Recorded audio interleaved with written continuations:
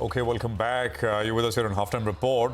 We've got, I think, the Nestle numbers which should come back up on the screen, and we'll take stock of the numbers and what they look with some analysts who are joining us as well. So what do we have? Nestle, my God, that is a big rally.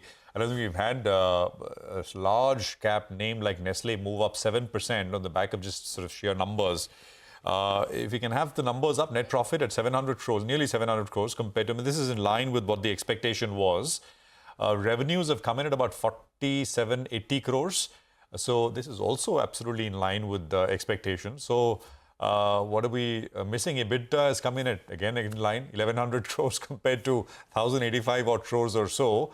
Margins are about 30 basis points better than expectation at about 23% compared to 22.7, which was the expectation. So numbers are in line, but the stock reaction is completely not out of line, but this is a very strong reaction which is coming through. Maybe it's the volume number which we're just trying to get a hand of. Perhaps we should ask the analysts. We have some experts joining in to decode why the market's absolutely elated with this Nestle performance. Naveen Kulkarni, Chief Investment Officer at Axis Securities, is with us. We also have Prakash Diwan joining in. Good to have you both. Naveen, do you have the volume number? What do you make of the stock reaction? So numbers broadly appear in line, but of course the expectations were very muted. Right? So stock was pretty much trading at 52-week low. So that could probably be the case, right? So inline numbers, and there's some growth that we have seen in the overall metrics. So from that perspective, I think the stock reaction has been a little faster than what we expected. No, absolutely. So, sorry, the surprise. Are you surprised with the stock reaction, Naveen?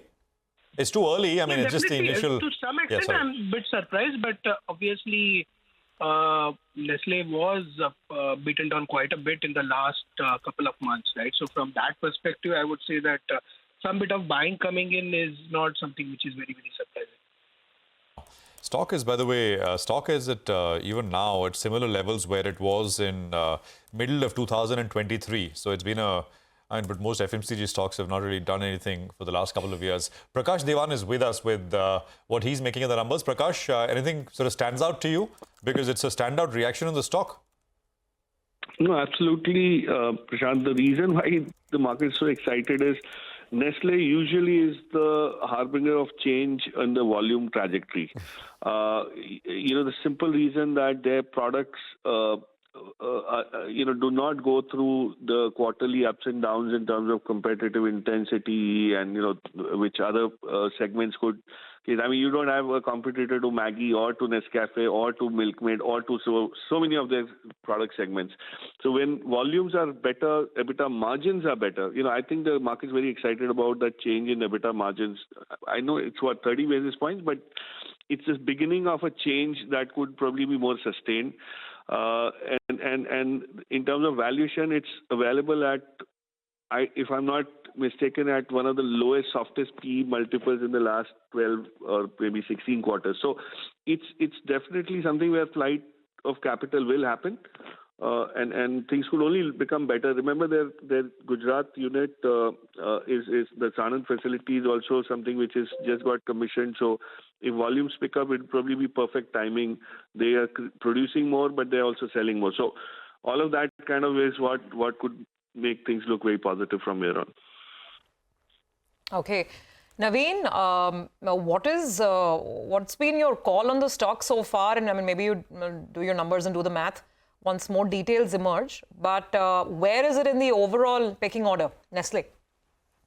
So overall, from let's say pecking order perspective, Nestle over the last I would say that 3 to 4 years has been a standard company in terms of the overall FMCG pack, right? In terms of volume growth and terms of product innovations, everything put together, right? So, of course, last couple of years or 1.5 years is where the stock has not performed, but otherwise it was probably one of the better performing stocks.